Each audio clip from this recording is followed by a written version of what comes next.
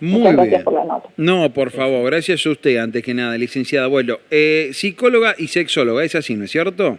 Sí, es así. Bien, bueno, licenciada, imagino que, a ver, esto también le da un amplio marco, digo, un amplio marco para poder analizar cuestiones como esto que hablamos de la infidelidad. Bueno, nosotros le hemos situado infidelidad en modo de la pandemia, digo, en lo que ha sido la infidelidad en el ámbito de la pandemia, pero en términos generales, también traemos a colación esto de, por ahí, el mandato de la monogamia, ¿no? Lo difícil que es, porque el ser humano está inserto, como todos los otros animales, en un mundo natural, con la diferencia que es el único que practica la monogamia. Hablando de todo esto, ¿cuál es el análisis que hace usted? ¿Qué es lo que nos puede decir de cómo ha visto, de su experiencia, que se ha dado justamente la infidelidad tanto en modo pandemia como no en modo pandemia, por supuesto? Bueno, hay mucho para decir al respecto, ¿no? Pensando que, a ver, viene desde hace un tiempo, por lo menos poniéndose en tensión este mandato de la monogamia, ¿no? Muchas personas es como, sobre todo personas más jóvenes, es como que se lo están planteando, como que buscan algún tipo de vínculo donde la monogamia no esté planteada así como una obligación como en otro tiempo, ¿no? Me parece un cambio generacional en relación a eso. Y esto me parece que es como importante destacar. No digo que sea una cosa masiva, pero sí que noto cada vez más en gente joven, gente de, 35 para abajo, 40 para abajo, que pueden plantearse y pensar vínculos sexoafectivos con otro tipo de organización, que no tan la rígida que había antes, donde los roles estaban tan marcados, donde, el varón siempre ha tenido permiso para la infidelidad o ha sido por lo menos visto de una manera mucho más magnánima, ¿no es cierto?, que una mujer. Digamos, el tema de la monogamia es fundamentalmente algo de una restricción para la sexualidad femenina, mucho más que para la masculina. Ahora, estas nuevas modalidades, licenciada, tienen que ver, por ejemplo, con esas cuestiones que escuchamos, decir, bueno, nosotros tenemos un permitido cada uno, el poliamor, las relaciones abiertas, ¿estamos hablando de eso? Sí, son formas posibles de vinculación nuevas, que cada uno es como que va teniendo la suya, o como que tienen vínculos, pero por ejemplo se juntan, no sé, 2 veces por semana y tienen como cierta continuidad, cierta situación sostenida, pero no se están ofreciendo ningún tipo de exclusividad sexual, no lo están planteando directamente, ¿no? Ahora, Silvia, digo, ¿y este tipo de vínculos del que vos estás hablando, a veces puede fortalecer la pareja? Yo creo que va a depender mucho de cada uno de los miembros y de la interacción que establezcan entre ellos, porque hay personas a las cuales la no monogamia les produce una inseguridad muy grande. Claro. Y otros que al revés, con la monogamia se sienten absolutamente encerradas en esos espacios, ¿no? Entonces va a depender mucho de cada uno y de esa interacción que establezcan entre ellos. No me animo a hacer como una ley general, porque sabemos que en esto está la singularidad de cada caso, ¿no? Claro, pero esto no se lo consideraría infidelidad. No, serían, por eso digo, nuevas formas de vinculación sexoafectiva. Y lo digo de esta manera para no decir pareja y para no tener asociado todo lo que en general hemos aprendido, ¿no es cierto?, con una pareja. Claro. De esta cosa justamente que tiende a ser, por lo menos en el imaginario, como solo de dos. Y solo de dos, y si viene una tercera persona es porque algo de este vínculo está fallando, ¿no? Ahora, y en el marco, digo, de esta pandemia, de tu experiencia y de tus pacientes y demás, digo, ¿creció la infidelidad? ¿Hubo más infidelidad o menos? Bueno, eso es como muy difícil de saber, porque no es un número que las personas estén como muy deseosas de compartir, ¿no? Yo puedo hablar más de la experiencia clínica, nosotros hicimos, además con nuestro grupo de investigación, una encuesta para personas que se sentían mujeres, y en general había como, diría, bastante vínculo abierto, por lo menos en el grupo que contestaron la encuesta, ¿no? Es decir, donde no se estaban proponiendo estrictamente la monogamia como una condición. Luego, lo que podemos decir en relación a lo de la pandemia, bueno, sabemos que la pandemia no mejoró la sexualidad de las personas porque es muy difícil en el medio de una situación como esta pensar en tener como más recursos o más conexión en definitiva con lo que es la energía de vida, ¿no es cierto? Entonces, sí ha habido muchas situaciones de crisis de pareja, muchas crisis de pareja, mucho malestar, mucha cosa que repercutió en esto de, lo que la pandemia llevó a hacer, el encierro, el estar todo el día con la persona, las preocupaciones, los miedos, en los casos donde hay niños, ni que hablar, ¿no? Toda la crisis que se originó ahí. De eso, una de las alternativas posibles para algunas personas ha sido, cuando se plantean vínculos monogámicos, ha sido romper esa monogamia. Sí, entonces salir a buscar. Claro. Ahora, pero no ha sido, diría, por lo menos de lo que yo tengo escuchado, algo para la mayoría. ¿Y cómo han jugado en el marco de esto, de la infidelidad y demás, en el marco también de esta pandemia, las redes sociales? O los lugares, viste, de encuentro, de citas y demás. Han tenido un aumento muy grande y además como una ilusión de conexión, o por lo menos una búsqueda de conexión con una afuera, porque tenemos que pensar que, esto de la falta de conexión con otras personas nos daña. Claro. Psicológicamente, a nivel subjetivo, no es algo que aporte en lo absoluto. Por supuesto que fue necesario, por supuesto que fue imprescindible y tal vez lo siga haciendo o vuelva a hacerlo, no lo podemos saber a esto. Claro. Pero sí que las redes han jugado un papel en este sentido muy, muy activo. Eso ha sido como muy marcado. Personas que nunca acudían a lugares como Tinder, ¿no es cierto?, como cualquiera de ese tipo de redes sociales. A veces ni siquiera para buscar un contacto sexual genital, sino para buscar una conversación. Por eso, uno de los elementos más llamativos que mostraron estas redes es la cantidad de comunicación, la cantidad de tiempo en comunicación que pasaban las personas, diferente a lo que ocurría prepandemia, ¿no? Ahora, y en el caso de las redes sociales, digo, ¿se considera, por ejemplo, una charla que se tiene a través de Facebook, de Tinder, además, que por ahí se convierte en media hot? ¿También se la considera como una infidelidad? Eso depende del tipo de acuerdo que tengan las parejas. En general, las que son como más tradicionales y tienen como este ideal de la monogamia, también lo consideran a eso como una infidelidad, digamos. Si el acuerdo es no tenemos contactos sexuales con otras personas, la fantasía, para ese tipo de acuerdo lo digo, ¿no? Claro. La fantasía también viene a ser como una violación de ese acuerdo. Pero tenemos que pensar que estas son normas, son acuerdos, son contratos que se hacen entre las parejas. No quiere decir que esto sea ni mejor ni peor que nada, ¿no? Claro, claro. En todo caso, si las personas no quieren seguir cumpliendo, tienen la posibilidad de modificar esos pactos también, ¿no?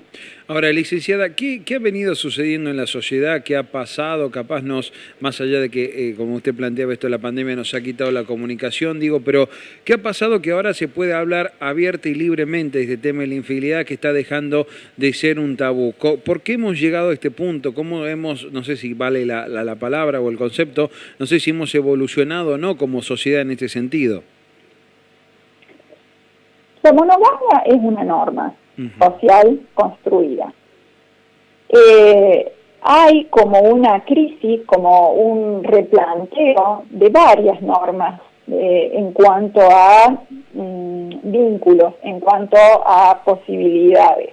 Los cambios en los lugares tradicionales, ¿no es cierto? A ver, de relación heterosexual, sabemos que hubo mucha más apertura en relación a las diversidades sexuales, en cuanto a los roles de género, ¿no es cierto?, con un avance grande dentro del movimiento de mujeres y de la lucha por los derechos de las mujeres. Digo, hay un cambio grande social en todo eso. Eso también impacta en lo que son los modos de relación y el cuestionamiento a normas que venían vigentes desde hacía mucho tiempo, que por supuesto no han estado toda la historia de la humanidad, sino que a partir de un momento se impusieron y empezaron a funcionar como aquello que es lo que hay que cumplir. Entonces, ese mandato de la monogamia es uno de los que entra en revisión con esta crisis, con este cambio paradigmático en las relaciones entre las personas. Por eso es que se empieza a hablar de otras formas vinculares, sí. Por eso es que ya no es visto con el mismo nivel de severidad este tipo de relación, ¿no? Es como que se fracturó, digamos, como verdad única e inapelable, y ha habido entonces el ingreso de otros discursos posibles, de otras posibilidades, de otros modos de relación que se van dando cada vez con más frecuencia. Ahora, licenciada, y en su experiencia, en lo que usted ha podido estudiar, en lo que le han podido compartir seguramente los distintos pacientes que ha tenido, digo, la infidelidad siempre implica, además de lo que sabemos en sí, que puede ser el contacto físico, lo que puede ser mantener, por supuesto, la relación sexual en sí misma, digo, pero también implica un vínculo afectivo para las personas que son infieles. Hay personas que sí, que entablan vínculos afectivos con esa tercera persona, ¿no es cierto?, que está fuera de ese vínculo prioritario que es la pareja, y personas que no. Y si tuviera que hacer una división, diría que por lo menos de lo que tengo visto, suelen ser las socializadas como mujeres aquellas que tienden a tener relaciones exteriores donde hay una implicación afectiva mayor. En los socializados varones, digamos, en este rol tradicional, donde estaba como más dividida la cuestión del afecto y del sexo, en muchos casos, de lo que he visto, tienen relaciones sexuales sin una implicación afectiva, por lo menos como tan notoria.